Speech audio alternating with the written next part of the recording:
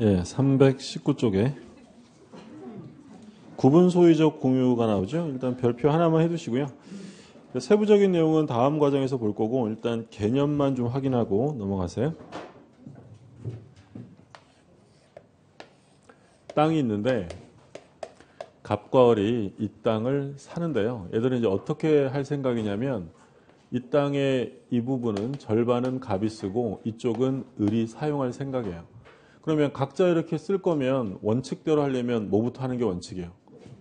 분할해서 갑 단독, 을 단독으로 등기하는 게 원칙이에요. 근데 그렇게 하려니까 뭐 비용도 들고 시간도 걸리고 귀찮아요. 그래서 애들이 어떻게 했냐면 야, 그러지 말고 일단 공유로 등기하고 이쪽은 나 혼자 쓸 테니까 이쪽은 너 혼자 써 라고 합의하는 거예요. 이걸 뭐라고 부르냐면 구분 소유적 공유. 그러니까 일반 공유와는 다르죠. 일반 공유는 지분이 어디에 미친다고 했냐면 전부에 미치는데 얘네들은 각각 단독으로 소유하기로 합의한 거예요.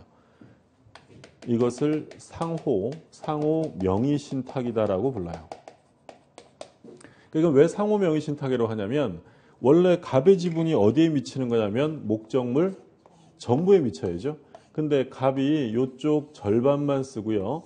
나머지는 얘한테 절반은 신탁했다라고 보고요.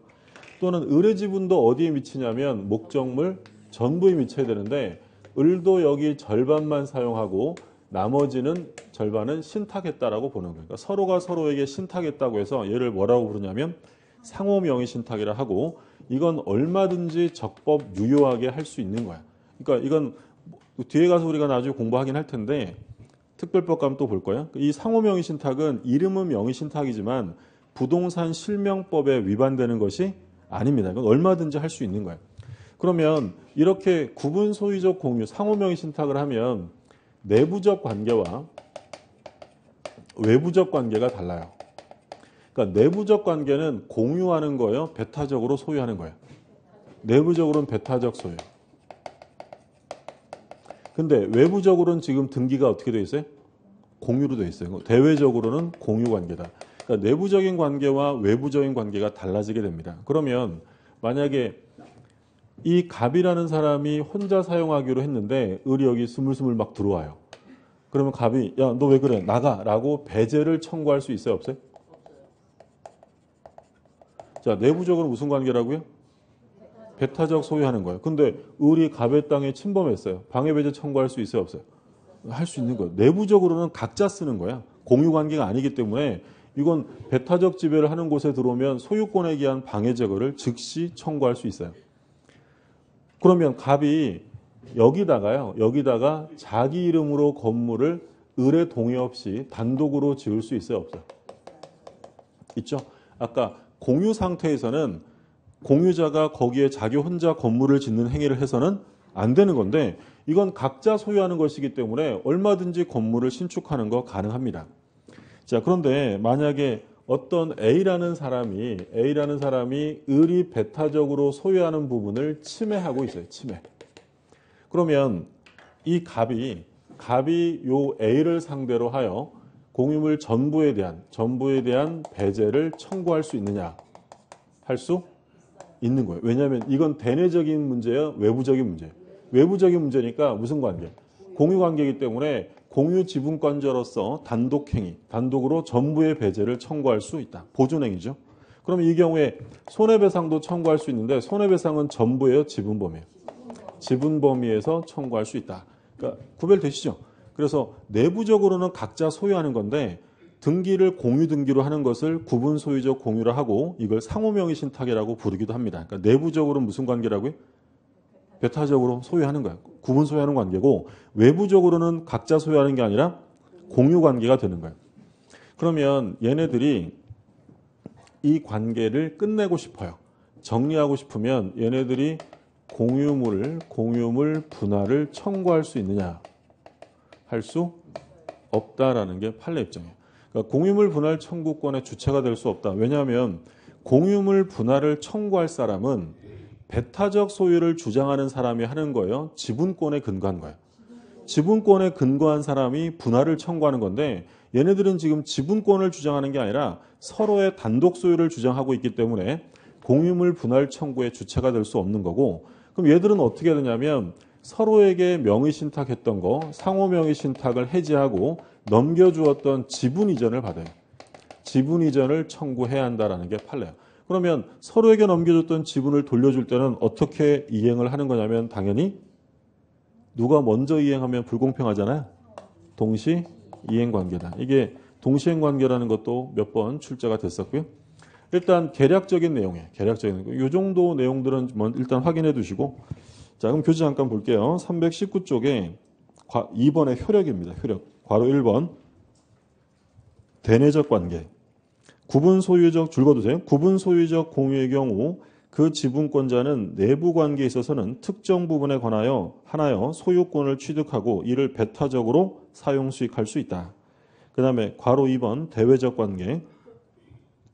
외부 관계에 있어서는 일필지 전체에 관하여 공유 관계가 성립되고 공유자로서의 권리만을 주장할 수 있는 것이므로 제3자의 방해 행위가 있는 경우에는 자기의 구분 소유 부분뿐 아니라 전체 토지에 대하여 공유물의 보존 행위로 그 배제를 구할 수 있다. 대외적으로는 공유 관계이기 때문이고요. 자, 괄호 3번에 줄거두세요. 공유물 분할 청구는 공유자 일방이 그 공유 지분권에 터잡아서 하여야 하는 것이므로 그러니까 공유물 분할 청구는 무엇에 근거한 거냐면 지분권에 근거한 거야. 근데 그 다음에 그냥 보세요.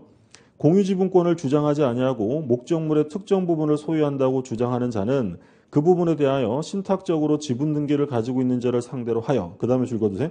그 특정 부분에 대한 명의신탁 해지를 원인으로 한 지분 이전 등기 절차 이행을 구하면 될 것이고 공유물 분할 청구를 할 수 없다. 마지막에 화살표가 아니라 판례 번호 다음에 이때 지분 이전은 어떻게 한다고요? 동시행 관계. 동시행 관계에 동그라미 해두시고 나머지는 지금 안 보셔도 되고요. 구별되셨죠? 그러니까 일반 공유와 달리 외부적으로는 공유 등기하면서 실제적으로 배타적 소유하는 경우도 있을 수 있는데 걔를 구분 소유적 공유 또는 상호 명의 신탁이다라고 부릅니다. 자, 다음 페이지 합유. 합유는 아까 보신 개념만 보세요. 괄호 1번. 합유의 성립인데 괄호 1번. 조합계약. 조합계약으로 합유가 성립하는데 조합계약의 대표적인 동업이다. 이렇게 되어 있고 괄호 2번.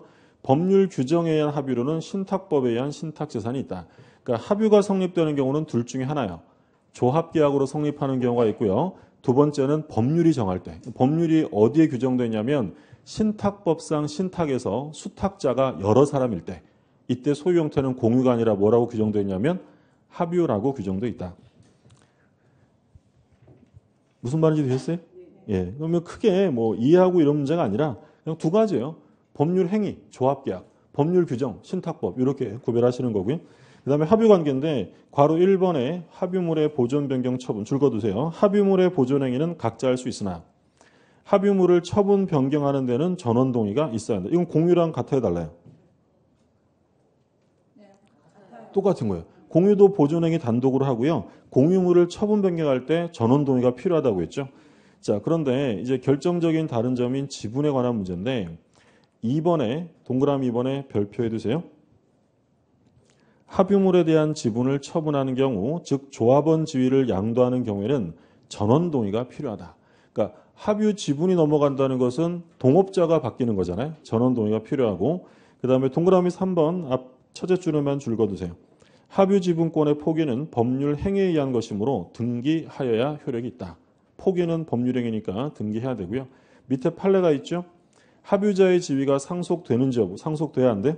안 돼요. 별표 하나 해두시고 파란 글씨만 보세요. 특별한 약정이 없는 한 합유자의 상속인은 합유자로서의 지위를 승계하지 못한다라는 점. 자, 다음 페이지 3번. 자, 줄거두세요. 합유자는 합유관계가 종료하기 전까지는 합유물의 분할을 청구하지 못한다. 동업이 깨지니까 안 된다고 했죠. 그러니까 분할하려면 뭐부터 깨라고 했어요? 조합을 해산해야 한다고 했고 그 다음에 총유가 나오는데 1항에 보면 법인 아닌 사단의 사원이 집합체로서 물건을 소유할 때라고 되어 있고 그 다음에 총유관계에서 괄호 1번에 줄거두세요. 총유물의 관리 및 처분은 사원 총회 결의에 한다. 다음에 유의할 점은 총유물의 보존행위도 사원 총회 결의를 거쳐야 한다. 아까 공유와 합유는 보존행위 어떻게 합니까? 각자 단독으로 해요. 근데 총유는 보존행위도 각자라는 게 없고요. 총회 결의를 얻어서 해야 됩니다. 자, 오른쪽의 판례는 지금 안 보셔도 되니까 신경 쓰실 필요 없고요.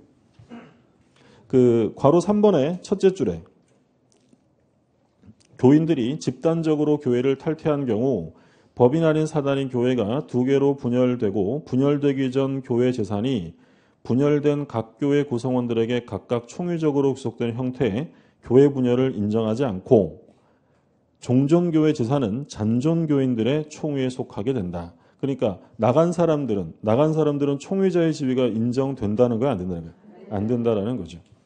자, 여기까지가 소유권이고요. 그 다음에 이제 용익물권을 봅니다.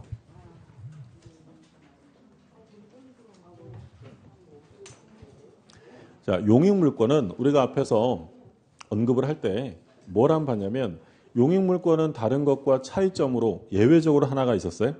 원래 물권은 물건의 일부에 성립할 수 없어요. 근데 예외적으로 일부에 성립하는 물권이 바로 용익물권. 그러니까 지상권, 지역권, 전세권은 일부만 사용할 수 있다라고 했고요. 또 하나 있었어요. 물권 중에서 소멸시효에 걸리는 물권은 뭐밖에 없어요? 용익물권. 이 용익물권만 소멸시효에 걸린다. 그래서 용익물권의 특징적인 점 두 가지가 있었고, 먼저 지상권을 보시죠. 279조 지상권의 내용. 지상권자는 타인 토지에 건물, 기타, 공작물이나 수목을 소유하기 위해 그 토지를 사용하는 권리가 있다. 그러니까 남의 땅 빌려서 거기에 건물 짓거나 나무 심거나 공작물 설치하는 거야. 갑이 토지 소유자고요. 을이 지상권을 설정했다. 그럼 토지를 빌려서 여기에 건물을 짓는 거예요. 그러면 이 지상권이라는 권리는 건물에 관한 거예요? 토지에 대한 거예요? 당연히 토지를 빌리는 거고 건물은 얘가 지은 거잖아요. 그러면 만약에 지상물이 멸실되었다. 지상권을 설정하고 건물을 지었는데 지상물이 멸실되면 지상권은 소멸할까요? 존속할까요? 존속하는 거죠. 또 지으면 되는 거니까. 원래 목적물의 멸실은 물권의 공통적인 소멸사유예요. 만약에 건물의 전세권을 설정했는데 건물이 완전히 멸실됐어요. 그럼 전세권은 존속해요, 소멸해요? 소멸하는 거죠. 근데 이거는 건물에 대한 게 아니라 뭐에 대한 거야? 토지에 대한 거니까 이 건물이 멸실되는 거랑 상관없다는 거예요. 그래서 지상권은 건물이 멸실되어도 존속하고요. 그러니까 지상권을 설정할 때 건물이 있어야 돼요? 없어도 상관없는 거예요. 전혀 상관없는 거예요.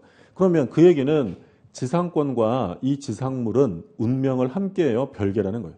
별개. 따라서 지상권만을 분리 양도할 수도 있다라는 게 판례예요. 교재를 보시면 동그라미 2번 별표해 두세요. 별표하고 줄거 두시면 토지를 사용하는 물권이므로 현재 토지 위에 지상물이 없더라도 지상권은 유효하게 성립한다. 또한 지상물이 멸실하더라도 지상권은 그대로 존속한다. 줄거두시고 괄호 2번에 첫째 줄 마지막에 줄거두세요. 따라서 지상권만을 분리 이전하는 것도 가능하다. 그러니까 지상권의 분리 양도가 가능하다라는 거고요.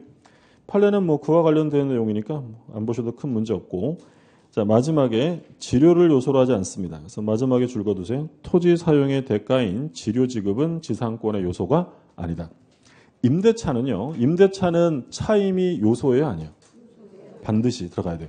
전세권에서 전세금은 요소예요. 근데 지상권에서는 지료를 요소로 하지 않아요. 그래서 당사자 사이에 별도 약정이 없으면 그건 무상의 지상권이 돼요. 그러니까 지료 약정을 해서 제3자에게 대항하려면 지료를 등기했어야 되고요. 다음 페이지 4번 직접 토지를 지배하는 권리. 그러니까 이건 물권이잖아요. 그 물권이니까 소유자에게 사용을 청구하는 권리예요? 직접 지배하는 거예요? 직접. 물건은 지배성이 있으니까. 그러면 자기가 배타적으로 직접 지배를 하는 거니까 거기에 들어가는 유지보수 비용은 소유자에게 받아요? 자기가 부담해야 돼요? 자기가 부담을 해야 돼요. 그렇기 때문에 지상권이나 전세권은 비용 중에서 필요비 청구가 인정되지 않아요. 필요비가 유지비잖아요. 그거는 직접적으로 배타적 지배하는 사람이 부담하는 거고, 물론 가치가 증가된 게 있으면 필요비는 안 돼도 유익비는 돼요. 필요비 안 되고. 그럼 임대차는 수선 유지를 임대인이 해줘요? 임차인이에요? 임대인이 해줘야 돼요. 수선 유지를. 그러면 수선 유지 의무가 임대인에게 있다면 임차인은 유익비뿐만 아니라 뭐도 청구할 수 있는 거예요? 필요비도 청구하는 거예요. 임차권은 채권으로서 직접 지배하는 물권이 아니라 임대인에게 사용을 청구하는 권리예요. 그래서 유지비도 임대인이 대주는 게 원칙. 그런데 지금 보시는 것처럼 지상권하고 전세권은 용익 물권이죠. 유지비는 스스로 부담입니다.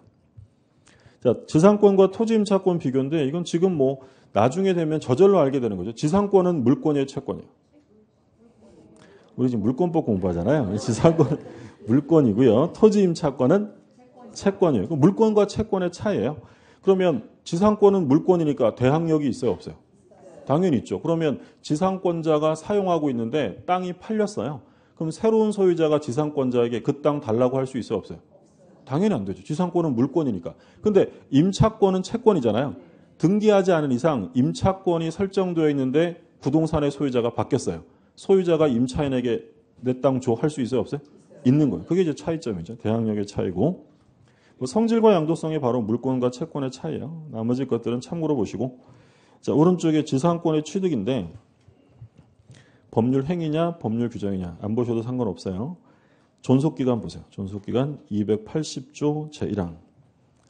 계약으로 지상권의 존속기간을 정하는 경우에는 그 기간은 다음 연함보다 단축하지 못한다. 그러니까 아무리 짧게 해도 밑에 나와 있는 것보다는 이상은 해야 한다. 제1호. 한 글자가 없어졌어요. 제1호 석조예요. 석조. 네. 석조예요. 네. 돌이죠. 돌. 석조, 석회조, 연화조 또는 이와 유사한 견고한 건물이나 수목의 소유를 목적으로 하는 때는 30년. 앞에 이제 석조, 석회조, 연화조는 견고한 건물의 예를 든 거예요. 그러니까 우리 민법이 1958년에 만들어졌다고 했잖아요. 그러니까 그때 견고한 건물이라는 것은 돌, 벽돌, 시멘트밖에 없었어요. 근데 지금은 다 뭐 철근조로 만들어지잖아요. 그러니까 앞에 건 그냥 예를 든 거고, 그러니까 견고한 건물이나 그 다음에 뭐예요? 수목, 나무 심을 때는 30년이에요. 아무리 짧아도. 2호, 전호 이외 건물 소유를 목적으로 하는 때는 15년. 그러니까 다른 말로 하면 견고하지 않은 건물이에요. 견고하지 않은 건물을 지을 생각으로 지상권 설정하면 짧아도 몇 년 이상? 15년 이상 해야 되고요. 그러니까 이제 견고하지 않은 건물 같은 경우에는 목조 건물 같은 거 생각하세요. 근데 실제로 목조 건물은 오늘날에는 매우 견고합니다. 얼마 전에 뉴스 보니까 철근조보다 튼튼한 목조도 있다고 그러더라고요. 근데 일단 수험상으로는 그냥 목조 건물하면 철근조에 비해서 견고한 건물이 아닌 걸로 생각하시고. 3호, 건물 이외에 공작물의 소유를 목적으로 하는 때는 5년.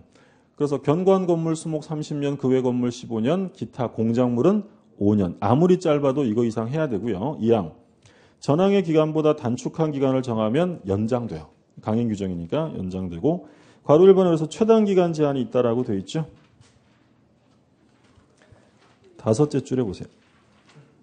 최단 기간 다섯째 줄에 가운데 줄 거두시면 이러한 최단 존속 기간에 관한 규정은 지상권자가 건물을 건축하거나 수목을 식지하여 토지를 이용할 목적으로 지상권을 설정한 경우에만 적용이 있고 기존 건물 사용을 목적으로 지상권을 설정하는 경우에는 적용이 없다. 그래서 첫째 줄에 줄 그은 거 첫째 줄에 마지막에 지상권자가라고 되어 있죠. 거기 동그라미 해두세요. 지상권자가. 동그라미 해두시고 그리고 그 끝에서 둘째 줄에 가운데 기존 건물 사용 이렇게 되어 있죠. 기존 건물에 동그라미 해두세요. 자, 이런 사례. 예를 들어 갑이라는 사람이 토지 소유자고 을이 지상권자입니다. 근데 여기에 기존에 견고한 건물이 있었어요. 얘가 이제 지상권을 설정해서 땅을 빌리는데 이 기존에 견고한 건물도 있으니까 겸사겸사 쓸 생각이에요. 그런데 이때 지상권의 존속 기간을 예를 들어 15년으로 했다는 거예요. 그러면 이게 30년으로 연장되느냐 아니면 15년 약정이 유효하냐 그걸 묻는 거죠. 어떻다는 거예요? 유효하다라는 거예요. 유효하다. 이건 최단 기간, 견고한 건물이지만 최단 기간 30년 제한을 받지 않아요. 왜 안 받냐면 이게 30년의 제한을 받으려면 이 건물을 누가 지었어야 돼요. 지상권자가 지은 견고한 건물이면 30년 보장인데 원래 있던 건물이면 을은 돈 쓴 게 있어요, 없어요? 없죠. 그러면 30년을 보장해 줄 이유가 없다는 거예요. 그러니까 여기서 최단 기간을 보장해 주는 이유는 뭐냐면 이 사람이 투하한 자본을 회수할 시간을 주는 거예요. 얘가 지은 견고한 건물이면 몇 년 보장하라고요? 30년. 그러니까 얘가 돈 써서 지은 거니까 30년의 회수 시간은 주라는 거예요. 그런데 원래 있던 건물이면 얘가 돈 쓴 게 하나도 없잖아요. 그럼 30년을 보장해 줄 이유가 없다. 예를 들어 나무를 심은 게 아니라 지상권을 설정했는데 거기에 나무가 원래 있었어요. 그럼 30년 보장해야 하나요? 할 이유가 없죠. 지상권자가 돈 쓴 게 없는데 30년을 보장해 줄 이유가 없다. 그래서 누가 했을 때만 적용한다고요? 지상권자가. 그 다음에 괄호 2번에 최장기간 제한은 없어요. 그러면 최단기간의 제한만을 두고 있다는 건 우리 입법자들의 의도가 지상권은 가능한 한 길게 하라는 거예요? 짧게 가라는 거예요? 길게 하라는 거예요. 그래서 영구 무한으로 되느냐? 우리 판례는 인정합니다. 둘째 줄 마지막에 판례는 존속기간이 영구인 지상권을 인정할 실제 필요성이 있음을 이유로 허용하고 있다. 우리 판례는 인정하고 있다는 점 기억해 두시고요. 자, 기간을 안정하면 어떻게 되느냐? 1항. 계약으로 지상권의 존속기간을 정하지 아니한 때에는 그 기간은 전조의 최단 존속기간으로 한다. 그러니까 계약 기간을 안정하면 무엇에 따른다고요? 최단 존속기간. 근데 2항. 지상권 설정 당시에 공작물의 종류와 구조를 정하지 아니한 때에는 지상권은 전조 제2항의 건물 소유를 목적으로 한다. 전조지효니까 뭐였어요? 15년. 견고하지 않은 건물이죠. 지상권 설정 계약을 하는데 존속기간을 정하지 않았어요.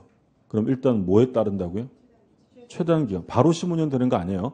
그러니까 최단기간에 따른다. 그 얘기는 계약기간은 안 정했는데 거기에 견고한 건물을 지을 예정으로 되어 있었다. 몇 년이에요? 30년이에요. 근데 얘가 땅을 빌렸는데 지상권을 설정했는데 거기다가 뭘 할지 종류와 구조도 정하지 않았어요. 그럼 몇 년이라고요? 그때 15년이 나오는 거예요. 근데 종류와 구조도 정하지 않았는데 나무를 심었대요. 몇 년이에요? 수목은 무조건 30년이에요. 그래서 둘째 줄 가운데 다만 수목 소유를 목적으로 하는 경우에는 언제나 30년이 된다. 나무는 다음 세대를 위해 심는 거라고 했고요. 한 세대가 보통 30년이기 때문에 나무는 무조건 30년은 보장해 주겠다는 거고. 그 다음에 이제 중요한 말이 나옵니다. 갱신과 매수 청구인데 283조 제1항. 지상권이 소멸한 경우에 건물, 기타 공작물이나 수목이 현존한 때에는 지상권자는 계약의 갱신을 청구할 수 있다. 2항. 설정자가 계약의 갱신을 원하지 아니한 때에는 지상권자는 상당한 가액으로 전항의 공작물이나 수목의 매수를 청구할 수 있다. 갑이 토지 소유자고요. 을이 지상권자입니다. 땅 빌려서 건물을 지었어요. 그러면 이게 견고한 건물이면 최단 기간 30년이죠. 근데 30년이 경과됐는데 아직도 지상물이 현존하고 있다. 그러면 얘가 투하 자본을 좀 더 회수할 시간이 필요할 거 아니에요? 그럼 을이갑에게 뭘 청구할 수 있냐면 계약을 갱신해 다오. 야, 내가 지은 건물이 아직도 쓸만해. 그러니까 당신 땅 좀 더 쓰게 해줘. 라고 청구할 수 있다는 거예요. 그러면 토지 소유자는 응해야 돼요? 거절할 수 있어요? 거절할 수 있죠. 기간 끝났어. 그만해. 라고 거절할 수 있어요. 그럼 거절당하면 그러면 이제 을은 남은 투하 자본을 회수해야 되기 때문에 갱신 안 해줄 거면 당신이 건물 사, 지상물의 매수를 청구할 수 있어요. 근데 갱신 청구는 거절할 수 있는 거지만 지상물 매수 청구는 거절할 수가 없어요. 이건 청구권이 아니라 이건 뭐가 되냐면 형성권. 이름은 청구권이지만 그 실질은 형성권이에요. 그래서 을이 갑에게 사세요 라고 하면 갑은 매수를 청구하면 갑은 사줘야 돼요. 그럼 매수를 청구하게 되면 이제 갑은 을에게 이 목적물의 시가, 청구권 행사 시의 시가를 제공해야 되고 을은 갑에게 인도와 그리고 필요한 등기 서류 등을 제공해야죠. 둘은 어떻게 이행을 해야 돼요? 그렇죠. 동시에 이행을 해야 되겠죠. 그러면 지금 이 규정은 임의 규정이에요? 강행 규정이에요? 강행 규정이에요. 강행 규정. 만약에 지상권 설정을 하면서 특약을 하는 거예요. 나중에 건물은 철거하기로 한다라고 특약을 했어요. 또는 나중에 기간이 만료되면 건물의 소유권을 토지 소유자에게 이전키로 한다라고 특약을 하면 그 특약은 유효예요? 무효예요? 무효예요. 무효. 그런 특약을 했다 하더라도 매수를 청구하면 얘는 거절할 수 없습니다. 그런데 이게 아무리 강행 규정이라 하더라도 을이 의무 위반으로, 예를 들어 지료를 연체로 의무를 위반해서 소멸당했다. 자, 이런 경우에는 갱신과 매수 청구를 행사할 수 없는 거예요. 자기 할 바를 다 한 다음에 청구해야지 자기는 의무를 위반해 놓고 살아 이렇게 요구할 수는 없는 거예요. 그러면 결론적으로 이 갱신이나 매수 청구권은 언제 하는 거냐면 기간 만료로 소멸된 경우에만 행사할 수 있는 거예요. 기간 만료로 끝났을 때만. 과정은 정리되셨죠? 일단 뭐부터 한다고요? 바로 매수 청구하면 안 돼요. 갱신 청구해서 갑이 쓰세요라고 하면 더 쓰면 되는 거고요. 얘가 거절하면 그때 매수를 청구합니다. 그럼 만약에 을이 갑에게 지상물 매수를 청구하면 갑의 승낙이 있으면 곧바로 매매 계약이 성립한다. OX예요. 무슨 말인지 되셨어요? 다시 한번. 을이 갑에게 지상물 매수를 청구하면 갑의 승낙이 있으면 곧바로 매매 유사 계약이 성립한다라고 하면 틀리는 거죠. 왜냐면 이거 뭐니까? 형성권이니까 얘 승낙이 필요해요? 필요 없어요? 필요. 그러니까 계약 갱신 청구는 승낙이 있어야 갱신되는 거지만 이건 청구권이 아니라 형성권이니까 얘 승낙은 필요 없어요. 그러면 계약 갱신과 지상물 매수는 을이 무엇을 빌렸을 때요? 토지. 그러면 우리가 계속 같이 비교한 거 지상권 말고 토지 빌려 쓰는 것도 뭐 있었어요? 토지 임차권이 있죠. 그럼 토지 임차권에 가면 이 내용이 한 번 더 똑같이 나올 거고요. 그때는 자세하게 판례를 살펴볼 거예요. 지금 일단 개념들 봐두시고. 근데 우리가 지난주에 부합하면서 부속물 매수 공부했잖아요. 그럼 부속물 매수라는 것은 토지를 빌린 거예요? 건물을 빌린 거예요? 건물. 그러면 건물을 빌리면 부속물 매수고 토지를 빌리면 지상물 매수예요. 그러면 지상권하고 토지 임차권에서는 지상물 매수가 나올 거고요. 건물 임차권, 건물 전세권은 뭐가 나오겠어요? 부속물 매수가 나오겠죠. 그럼 전세권은 건물만 돼요? 토지도 돼요? 지상권, 지역권은 토지에만 되고 전세권은 토지, 건물 다 되잖아요. 그럼 토지 전세권은 뭐겠어요? 제가 좀 전에 뭐라 그랬냐면 토지를 빌리면 지상물 매수, 건물을 빌리면 부속물 매수예요. 그럼 토지 전세권은 지상물 매수인 거예요. 근데 지상물 매수는 일단 전제는 뭘부터 행사하고? 갱신 청구. 근데 부속물 매수는 그런 거 없어요. 곧바로 청구하는 거고요. 자, 오른쪽에 판례박스 별표 2개 해두세요. 제목에 보면 지료연체를 이유로 토지 소유자가 지상권 소멸을 청구하는 경우 매수 청구권 인정 여부 안 되는 거죠. 의무 위반으로 소멸된 경우에는 행사할 수 없고요. 그 다음에 매수 청구권 나오는데 기억에 줄긋고 한번 읽어두세요. 갱신을 청구할 때는 거절할 수 있는 거예요. 그러나 지상권자는 상당한 가액으로 매수할 것을 청구할 수 있고 이때는 거절할 수 없다라는 점 기억해 두시고요. 그 다음에 니은의 둘째 줄에 가운데 설정자의 승낙은 필요하지 않다. 왜냐하면 매수 청구권은 청구권이 아니라 형성권이니까 승낙은 필요 없고요. 자, 다음 페이지.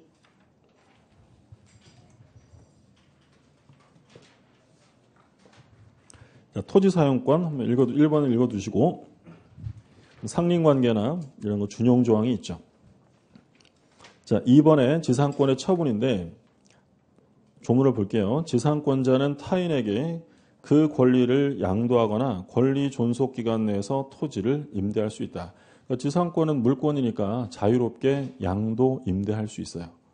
자, 근데 여기 둘째 줄부터 별표 2개하고 줄 그어두세요. 지상권의 양도성은 절대적이며 이는 강행 규정으로 양도 또는 임대를 금지하는 특약은 무효다. 또한 지상권을 저당의 목적으로 할 수 있다. 그래서 중요한 건 지상권의 양도성은 절대적으로 보장이 된다는 거예요. 그러니까 바꿔서 얘기하면 소유자랑 지상권자가 지상권 양도 금지 특약을 하면 양도 못해요. 그래도 할 수 있어요. 그래도 할 수 있다. 그 특약 자체가 무효다라는 거예요. 그러니까 우리 시험에 이렇게 나왔어요. 지상권은 소유자 의사에 반해서도 양도 임대할 수 있다. OX예요. 맞는 거예요. 이건 절대적으로 보장하는 거니까 만약에 양도 임대 금지 특약을 하면 특약 자체가 무효가 되는 거예요. 그 다음에 2번 치료관계. 자, 아까 나온 것처럼 치료는 요소가 아니다라고 했죠. 판례 별표 하나 해두세요. 제목 한번 보면 지상권 설정 시 치료에 관한 약정이 없는 경우. 자, 그럼 유상이에요, 무상이에요? 무상이에요. 치료 지급을 청구할 수 있는지 여부 괄호에 소급. 안 된다는 거고요.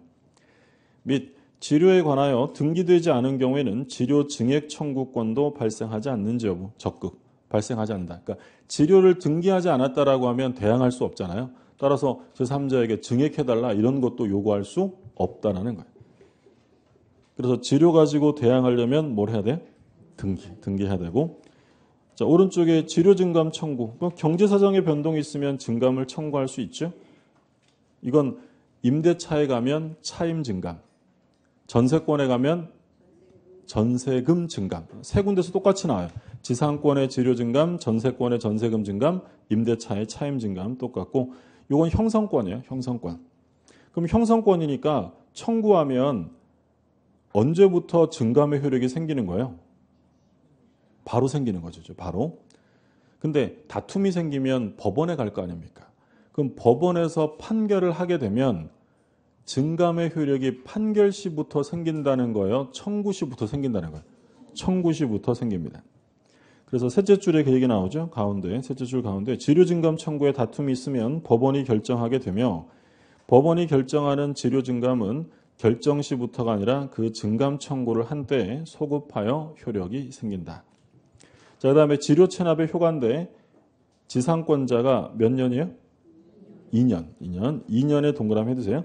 2년 이상의 치료를 지급하지 않으면 소멸 청구할 수 있다. 근데 여기서 기억하실 판례는 그 넷째 줄에 가운데 종전 소유자에 대한 연체 기간의 합산을 주장할 수 없다. 그러니까 이거 무슨 얘기였냐면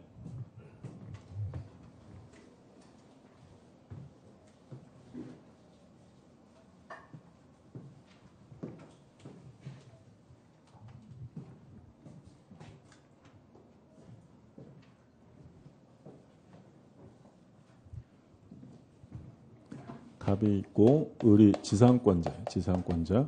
근데 치료를 얘한테 1년 안 냈어요. 1년간 치료를 안 낸 상태에서 갑이 이 땅을 팔아서 소유권이 병에게 넘어왔고요.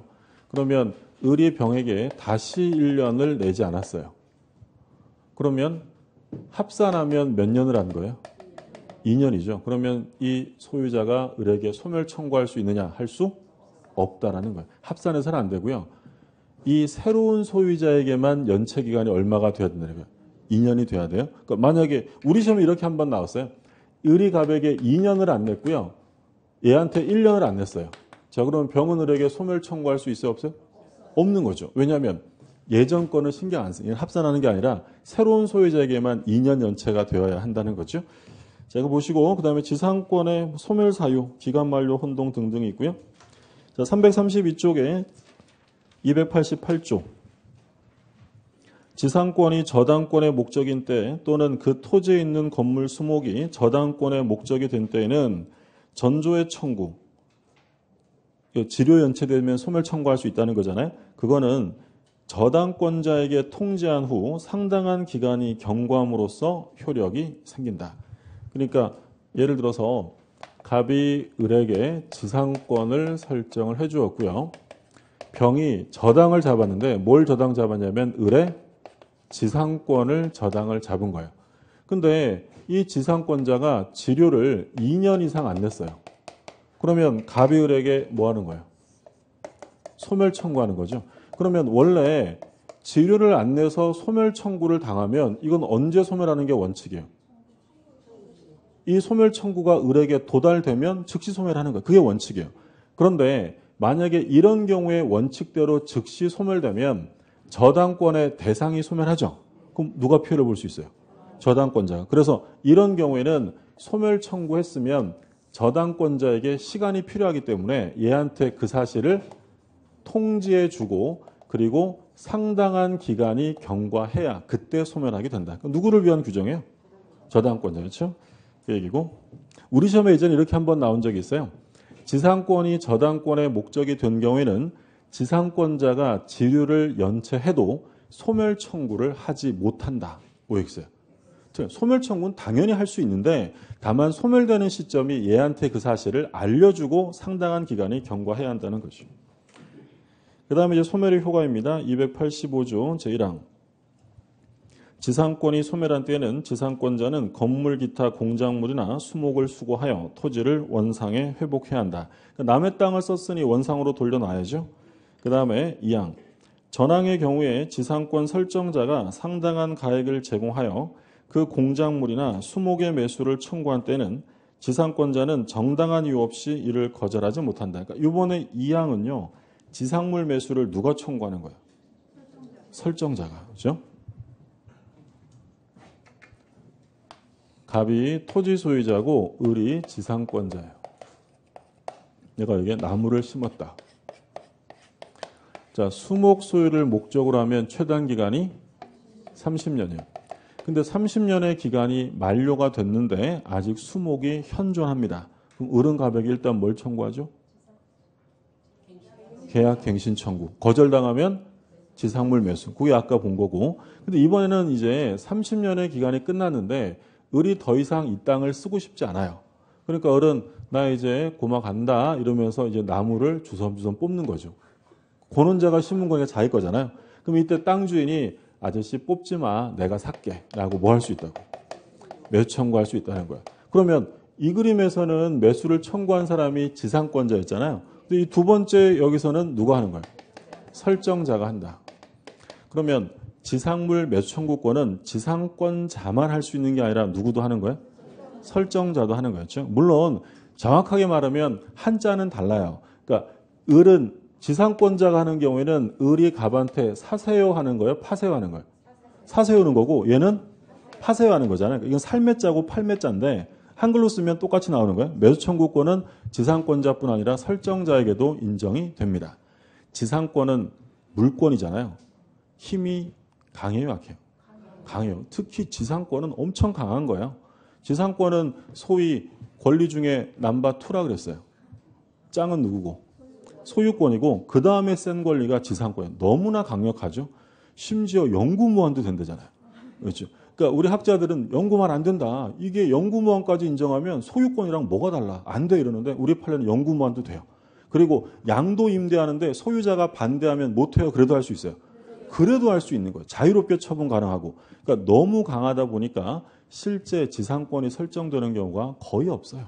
당연히 소유자 입장에서는 골치 아픈데 그냥 토지 임차권 설정해주고 마는 거죠. 그러니까 지상권은 강력한 물권이에요.